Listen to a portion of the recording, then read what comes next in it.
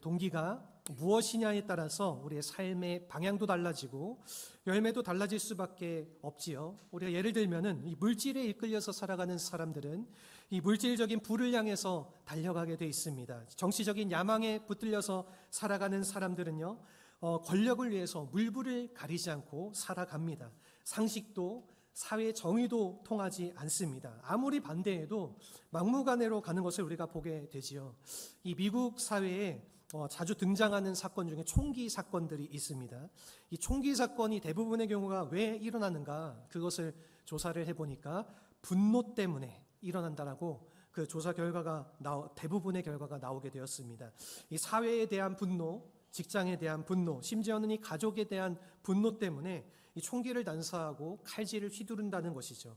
그러므로 우리가 이 무엇에 붙잡혀 사느냐가 우리 인생 속에서 참으로 중요하다라는 것입니다. 바른 것, 건강한 것에 우리가 붙잡혀서 살아갈 때에 우리의 삶이 건강하게 되지만, 그렇지 못한 세속적인 것에 우리가 붙들려서 살아가게 되면은 이 세속적인 열매를 맺을 수밖에 없다라는 것이지요. 우리 사람이라고 하는 존재는 이 보편적으로 무언가 손에 잡고 있을 때에는 인생의 참된 가치를 모르면서 살아갑니다. 그러나 그것을 내려놓는 순간에 우리의 참된 가치가 무엇인지 눈을 뜨게 될 수 있다라는 것이죠. 이런 의미에서 지금 우리의 마음을 붙잡고 있는 것이 무엇인지를 잘 점검하는 것이 우리에게는 참으로 필요하다라는 것입니다. 내 마음의 중심에 이 건전하지 못한 생각이나 이 야망이 가득 차 있다면은, 혹여나 나의 마음 가운데에 이 건강하지 못한 이 상처라든가 분노가 가득 차 있다면은 이 모든 것을 다 내려놓고 우리가 하나님의 은혜 앞에 나와야지 우리가 비로소 진정한 가치를 발견하게 되고 참된 하나님의 축복을 향해서 살아갈 수 있게 된다라는 것입니다. 이 시대를 살아가는 많은 사람들이 이 마음의 중심에 이 세상적인 것을 갖고 살아가기 때문에 이 세상적인 열매밖에 맺지 못하는 것이라는 거죠. 그러나 우리의 마음의 중심에 우리가 이 하나님의 은혜가 가득 차서 이 은혜를 따라서 살아가게 된다라고 하면은 하나님이 기뻐하시는 거룩한 열매를 맺는 삶이 우리에게 주어진다라는 것입니다. 이런 측면에서 우리의 마음 중심을 이 하나님의 은혜가 이끄는 것, 이 참으로 중요한 사실이 아닐 수가 없습니다. 오늘 우리가 본문을 보시면은요, 이 하나님의 은혜 앞에 자신의 모든 것을 다 내어 놓았기 때문에 이 위대한 사역의 열매를 맺었던 이 사도 바울의 고백이 오늘 본문에 기록된 이 말씀의 내용입니다. 이 사도 바울은 자유자였지만은 그 자유를 포기한다라고 했습니다. 바울은 사도였지만은 사도의 직분마저 포기한다라고 했습니다. 바울은 일하지 않고 이 교회의 지원을 받으면서 사역을 충분히 할 수 있는 그런 권리가 있었지만은 그러한 권리마저도 다 내려놓는다라고 했다라는 것이죠. 심지어는 그를 향해서 비난하고 모욕한 자들에 대해서도 이 그들을 향해서 따지지 않고 참는다라고 그렇게 말을 했습니다. 사도 바울이 왜 이와 같이 본인에게 주어진 모든 권리를 포기하고 모든 것을 참아야만 했을까요? 여러분, 이 바울로 하여금 이 모든 것을 포기할 수 있도록 이 만들었던 근본 동기가 무엇일까요? 이 결론부터 말씀을 드리면은 그것은 하나님의 은혜였습니다. 여러분, 이 사도 바울의 전 생애를 붙들고 있는 이 가장 중요한 힘은 바로 하나님의 은혜라는 것입니다. 여러분, 이 하나님의 은혜가 바울을 바울되게 했고 이 바울의 삶을 새롭게 주도해 갔고요. 그리고 바울을 통해서 맺게 될 이 열매를 극대화시켰다라는 것입니다. 오늘 우리에게도 이와 같은 것이 필요합니다. 여러분, 이 세상에 붙들려서 사는 삶이 아니라, 우리가 이 물질과 야망에 붙들려서 사는 우리 인생이 아니라 이 하나님의 은혜에 붙들려서 사는 자가 될 때에, 그때에 우리의 삶은 건강하게 되고 하나님이 기뻐하시는 영광된 열매를 향하여서 달려갈 수 있게 된다는 것입니다. 여러분, 우리의 삶이 만일 하나님의 은혜에 붙들려서 은혜를 따라서 살아가게 되면은 어떠한 역사들이 우리의 인생 속에서 일어날 수 있게 될까요? 오늘 본문을 통해서 이 은혜를 따라 살았기 때문에 이 사도 바울이 넘어설 수 있었던 이 세 가지 사실을 함께 나눠보고자 합니다. 우선 첫 번째입니다. 첫 번째는 자존심을 넘어서게 된다는 것입니다. 오늘 본문에서 13절에서 15절 말씀인데요. 이 은혜에 붙들리게 되면은 우리가 자존심을 다 내려놓을 수 있게 된다. 그러한 뜻입니다. 여러분, 이 자존심이라고 하는 것은 이 강한 자아의식을 말하는 것이지요. 이 표준 국어 사전을 보게 되면은 이 자존심이라는 단어에 대해서 이렇게 정의하고 있습니다. 남에게 굽힘 없이 스스로 높은 품위를 지키는 마음, 이것을 자존심이라고 표현했습니다. 여러분, 그러므로 이 자존심이라고 하는 것은 이 자기 자신을 높게 생각하는 것, 고고하게 생각하는 이 자아의식을 말한다는 것이지요. 여러분, 그래서 이 자존심이 강한 사람들은 이것을 굉장히 중요하게 여깁니다. 다른 것은 몰라도 이것을 건드리게 되면 아주 큰 일이 벌어지게 되는 것이지요. 심지어는 이 자존심 때문에 자살하는 경우도 우리가 종종 바라볼 수가 있다라는 것입니다. 이 동물 중에서 여러분, 이 자존심이 강한 동물, 가장 강한 동물이 흰 족제비라고 합니다. 여러분, 이 흰 족제비는 자기 털이 희기 때문에 그 자긍심이 굉장히 대단한데 이 흰 털에 오물 한 방울만 튀어도 그것을 견디지 못해서 자살을 한다라고 합니다. 여러분, 그래서 이 흰 족제비는 따로 사냥할 필요가 없습니다. 그저 우리가 똥물 한 바가지만 퍼가지고 나가면은 쉽게 잡을 수 있는 것이 이 흰 족제비라는 것이지요. 여러분, 오늘 본문에 묘사된 이 바울의 모습이 아마 이와 같은 차원의 인물로 소개되어져 있다라고 볼 수 있습니다. 여러분, 거의 완벽에 가까운 사람, 그리고 이 자의식이 강했던 사람이었습니다. 왜냐하면 바울은 그 집안이 참 좋았고, 그리고 그 가문도 아주 좋은 가문에서 태어났고, 이 공부도 참 많이 했고, 똑똑했고, 그리고 돈도 많은 부잣집의 자식이었다라는 것이죠. 율법적으로도 본인의 말로는 스스로 흠잡을 것이 없다라고 말할 정도로 그렇게 자존심이 높고 강했던 사람이 바로 사도 바울이었습니다. 여러분, 이와 같은 이 사도 바울의 자존심을 아마도 고린도 교회 성도들이 건드렸던 것 같습니다. 그 증거가 오늘 본문에 나와 있는데, 먼저 우리 13절 말씀을 함께 읽어보도록 하겠습니다. 성전의 일을 하는 이들은 성전에서 나는 것을 먹으며 제단에서 섬기는 이들은 제단과 함께 나누는 것을 너희가 알지 못하느냐. 이 사도 바울은 계속적으로 이 복음 증거자가 사례를 받아야 될 이 근거를 소개하는 중에 이 성전을 섬기던 그 제사장의 경우를 설명하고 있습니다. 여러분, 이 성전을 섬기던 제사장들은 그들이 그 섬겼던 제물을 나누어 먹음으로써 그들이 가져야 될 몫을 챙기는 것이죠. 이것이 일종의 사례라고 말할 수가 있습니다. 여러분, 이것을 통해서 바울은 이 복음을 증거하는 사람들, 이 하나님을 섬기는 사람들이 이와 같이 사례를 받는 것이 정당하다, 그렇게 소개를 하고 있을 뿐만이 아니라 우리가 14절 말씀에 의하면은 예수님께서도 이 사실을 증거한 것에 대해서 소개를 해주고 있습니다. 우리 14절 말씀 같이 한번 읽어보겠습니다. 이와 같이 주께서도 복음 전하는 자들이 복음으로 말미암아 살리라 명하셨느니라. 이처럼 복음 증거자들이 복음을 증거하는 이 과정들을 통해서 그들의 삶에 소득을 가져갈 수 있다, 그러한 의미라는 것이지요. 실제로 우리가 마태복음 10장 10절 말씀을 보게 되면은 예수님께서 그 제자들을 파송하실 때 이렇게 분부를 하십니다. 너희들이 돈도 가져가지 말고, 너희들이 배낭도 가져가지 말고, 옷도 2벌 가져가지 말고, 지팡이도 2개 가져가지 말고 딱 하나씩만 가지고 가라, 그렇게 분부하셨습니다. 그러면 사실 이 전도 여행을 가게 되면은 이 일주일이 걸릴 수가 있고 한 달이 걸릴 수가 있고 얼마나 소요될지를 장담할 수가 없는데, 그 모든 것들을 가져가지 않으면은 어떻게 하라는 것입니까? 그것은 너희들이 전도하면서 그것을 통해서 먹으라는 것입니다. 그래서 이 주님께서 말씀하시기를 이 일꾼들이 자기의 먹을 것을 받는 것이 당연하다, 그렇게 말씀을 하셨다라는 것이죠. 우리가 이런 면에서 볼 때에 이 구약 성경을 인용해도, 심지어는 이 예수님의 말씀을 인용해도 이 사역자가 사례를 받는다라고 하는 것은 정당하다라는 것입니다. 이 바울이 이와 같은 논리로 이제 이 고린도 교회 성도들에게 그런 말을 했을 때, 이 고린도 교회 성도들 가운데에 물론 다수는 아니고 소수였겠지만은요, 여러분, 이 바울의 언급에 대해서 딴지를 거는 사람들이 있었다라는 것입니다. 이렇게 시비를 거는 것입니다. 아하, 이 바울이 사례비를 받고 싶어 하는구나, 돈을 더 받고 싶어서 지금 저렇게 행동하고 저렇게 말하는 것이구나, 그렇게 얘기를 했다라는 것입니다. 여러분, 이 목회자에 대해서 이것만큼 자존심 상하게 하는 일이 없습니다. 딴 것은 몰라도 이 사례나 돈 가지고 깎아내리는 것은 이것은 굉장히 잘못된 것이라는 거죠. 이 목회자의 마음을 가장 아프게 하고 자존심 상하게 하는 것이 바로 이러한 대목인데, 이 사도 바울에 대해서 이 고린도 교회 성도 중에서 그렇게 말하는 사람이 있었다라는 것이죠. 이와 같은 그들의 지적에 대해서 이 15절의 말씀을 보게 되면 사도 바울이 답변을 이와 같이 하게 됩니다. 우리 같이 읽어보겠습니다. 그러나 내가 이것을 하나도 쓰지 아니하였고 또 이 말을 쓰는 것은 내게 이같이 하여 달라는 것이 아니라 내가 차라리 죽을지언정 누구든지 내 자랑하는 것을 헛된 대로 돌리지 못하게 하리라. 아멘. 여러분, 굉장히 강한 단어를 지금 사도 바울이 쓰고 있습니다. 아주 감정이 담겨진 지금 단어를 쓰고 있는 것입니다. 차라리 죽을지언정, 내가 너희에게 받지 않아 굶어 죽을지언정 너희들에게 물질을 달라고 이렇게 말하는 것이 아니다. 우리가 이 대목에서 이미 이 사도 바울의 자존심에 아주 큰 상처가 난 사실을 확인을 할 수가 있습니다.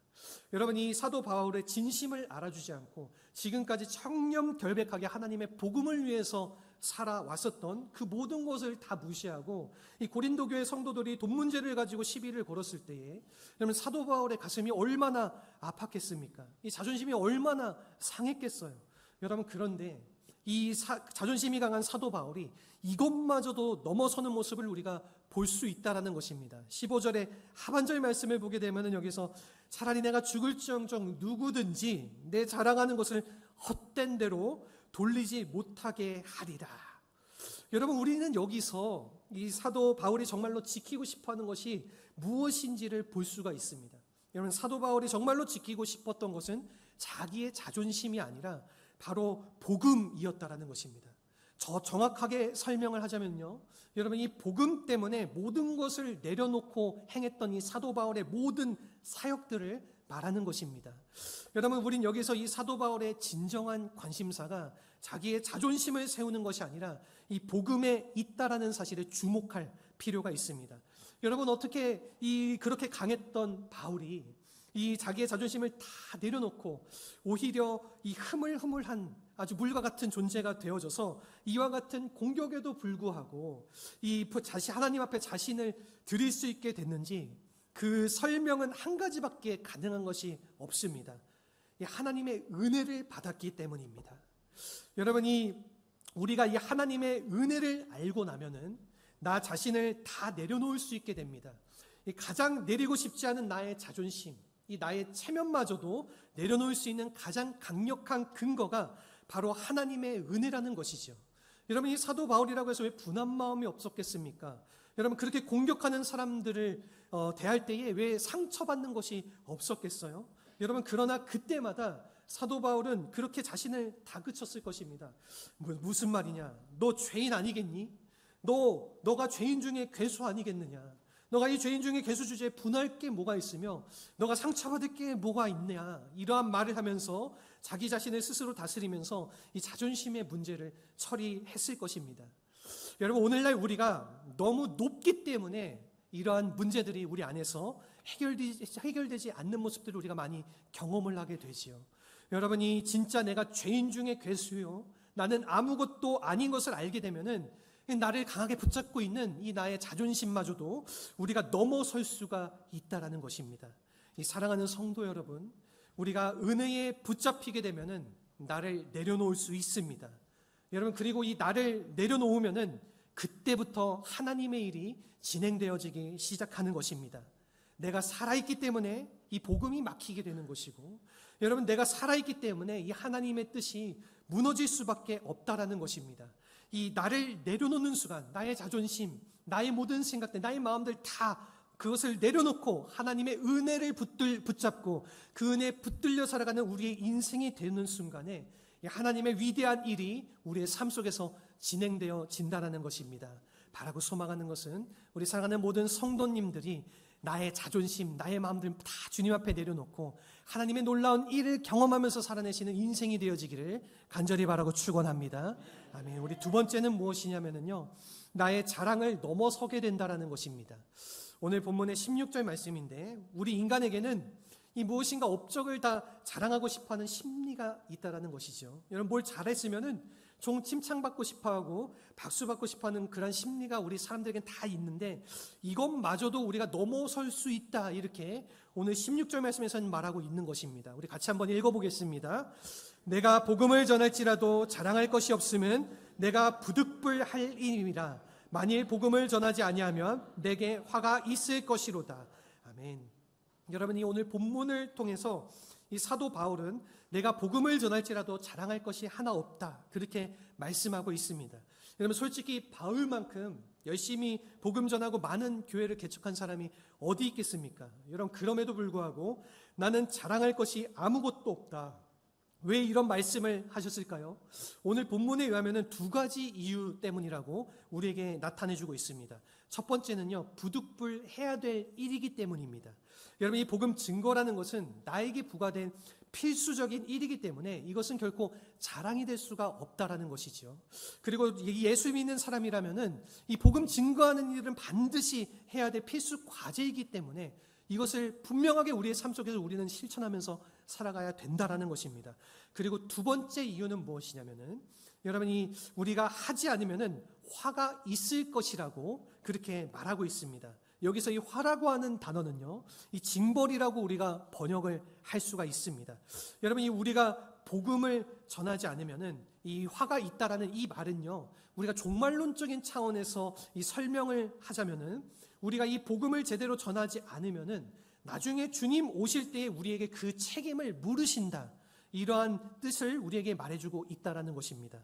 여러분, 오늘 본문의 말씀을 정리하자면은 이 복음 증거라고 하는 것은 우리가 마땅히 해야 될 바이고 기꺼이 해야 될 사명이지 이 자랑거리는 아니다, 그러한 뜻이라는 거죠. 여러분, 그럼에도 불구하고 우리가 솔직하게 말하면은 여러분, 우리가 하나님 안에서 무슨 일을 하면은 여러분 생색내고 싶어 하지 않습니까? 이 나의 업적 자랑하려고 할 때가 참 많지 않습니까? 여러분, 내가 뭘 열심히 했는데 알아주지 않으면은 참 섭섭한 마음이 내 마음 가운데에 들지 않습니까? 여러분, 그 이유가 무엇일까요?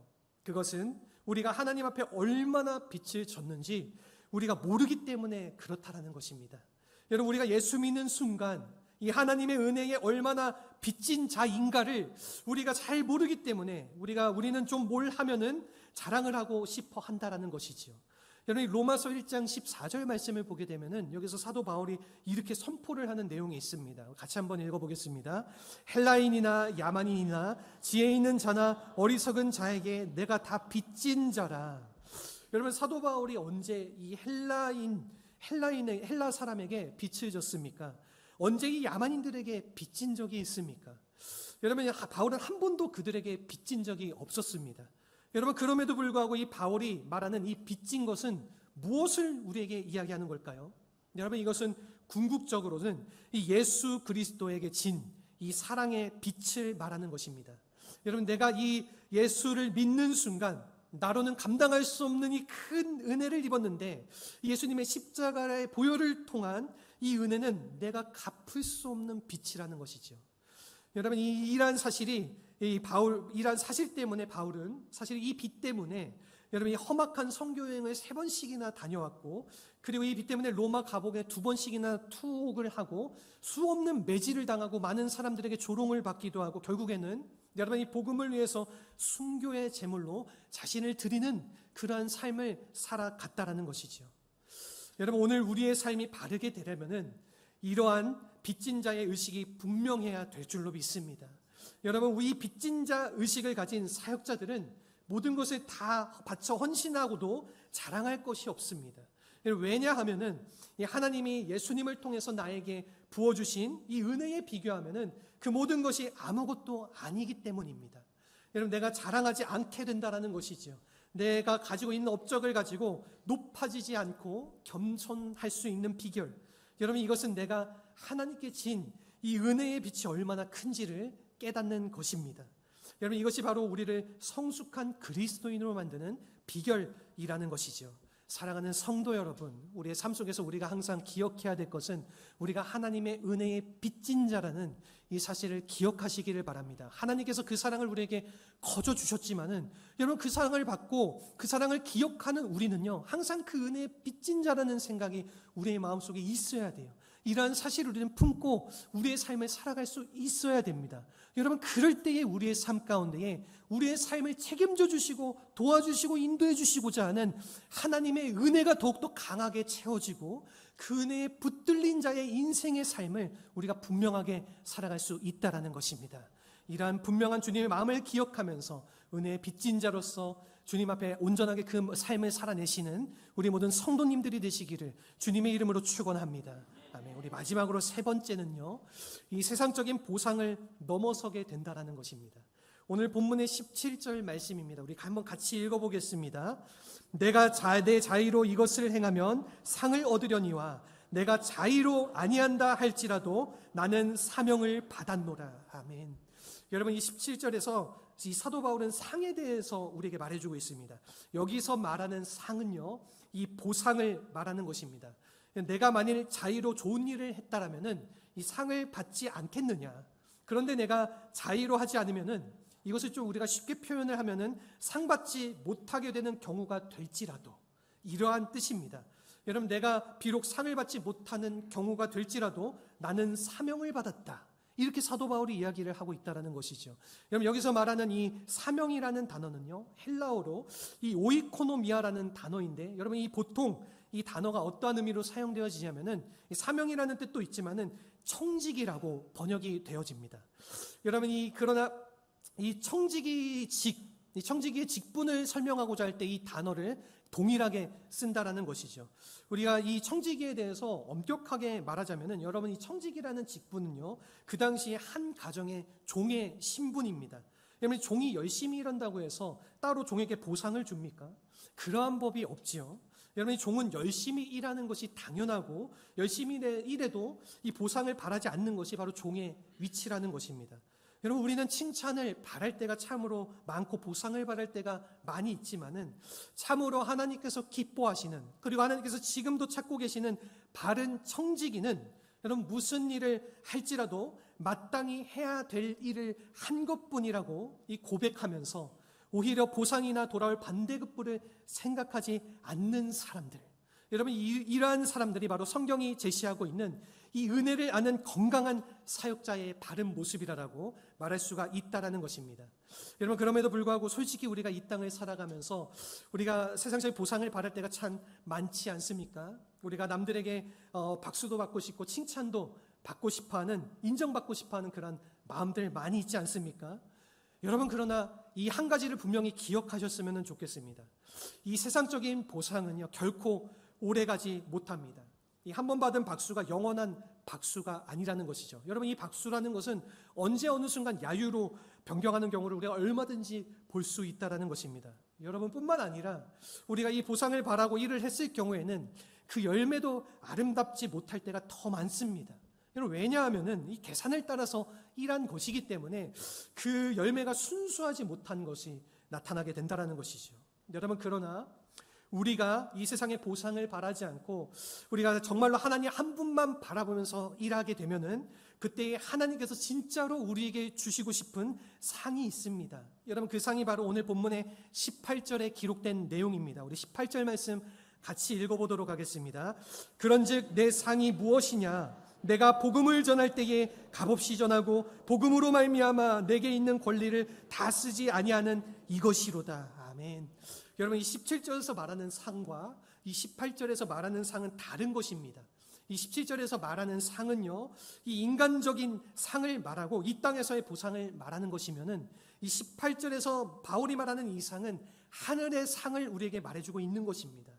여러분, 바로 이 상이 진짜로 우리가 사모해야 될 상인 줄로 믿습니다. 여러분, 가끔 우리가 상에 대해서 얘기하면은 이 상을 기대하는 것은 덜 영적인 것이다, 이렇게 생각하시는 분들이 계시는데요, 사실은 그렇지 않습니다.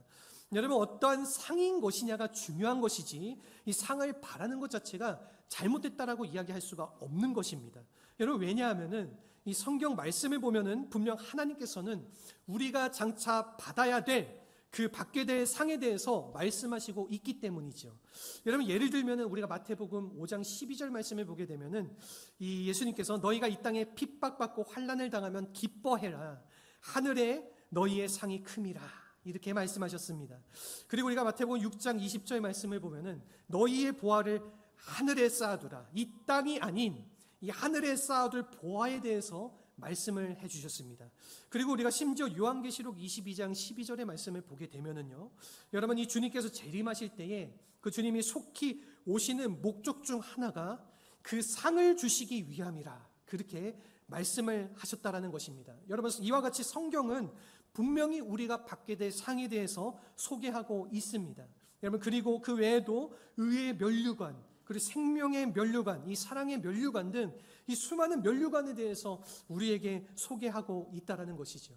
여러분, 그러므로 오늘 우리가 이 땅의 보상을 바라지 않는 것은 정당한 자세이지만은 이 하나님께서 준비하신 하늘의 상은 우리가 꼭 받으면서 그 상 간절히 구하면서 찾으면서 살아가야 된다라는 것입니다. 여러분, 아마도 사도 바울이 오늘 본문에서 말하는 이 상은요, 이 복음의 열매를 뜻한다라고도 저는 생각이 되어집니다.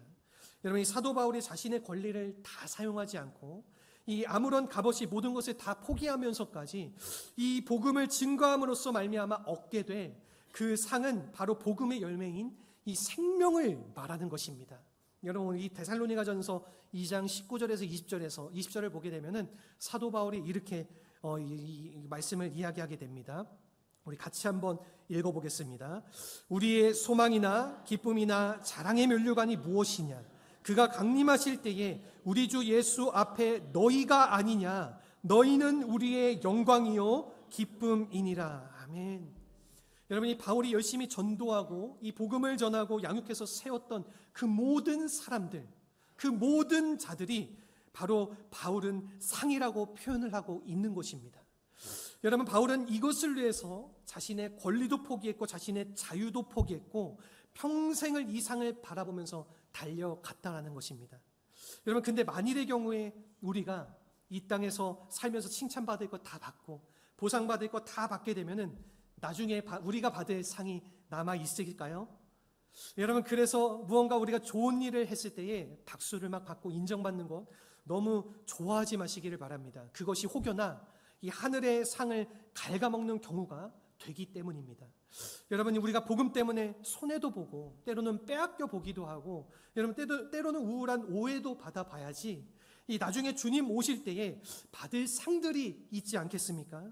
여러분, 이 땅을 살아가면서 칭찬받고 누릴 거 다 누리고 내가 주장할 거 다 주장하고 나면은 여러분, 주님 오실 때에 이 우리가 받을 남겨질 상들이 무엇이 있겠어요? 여러분, 이 썩을 이 땅에 나의 이 모든 것을 소비해버리고 이 막상 하나님 나라에 갔을 때, 그 영원한 나라에 갔을 때에 아무것도 받을 것 없는 빈털터리가 된다라면은 이러한 인생을 누가 성공적이라고 말할 수가 있겠습니까? 사랑하는 성도 여러분, 우리가 이 땅에 있는 것 아무리 많이 가져도 그것은 결코 나를 부유하게 만들지 못합니다. 여러분, 우리가 아무리 큰 권세를 소유해도 여러분, 우리의 삶을 아름답게 만들 수가 없습니다. 여러분, 은혜 안에서 우리가 하나님을 만나야 될 줄로 믿습니다. 이 하나님의 은혜가 우리의 삶을 붙들고 이 하나님의 은혜에 우리의 삶이 붙잡힌 채로 우리가 그러한 하나님의 은혜를 내 마음의 중심 가운데에 이 하나님의 은혜가 내 삶 속에서 흘러감으로 말미암아 이 은혜를 따라감으로 살아감으로 말미암아 나도 내려놓고 나의 자랑도 다 내려놓고 오직 그날의 영광과 부르심을 향하여서 우리가 이 사명을 향하여서 달려갈 수 있는 그러한 사람이 될 때에 우리가 한 번을 살아도 가치 있게 살고 언젠가 주님 예수 앞에 서는 그날 이 후회하지 않을 인생으로 우리가 바르게 영광되게 설 수 있게 될 줄로 믿습니다.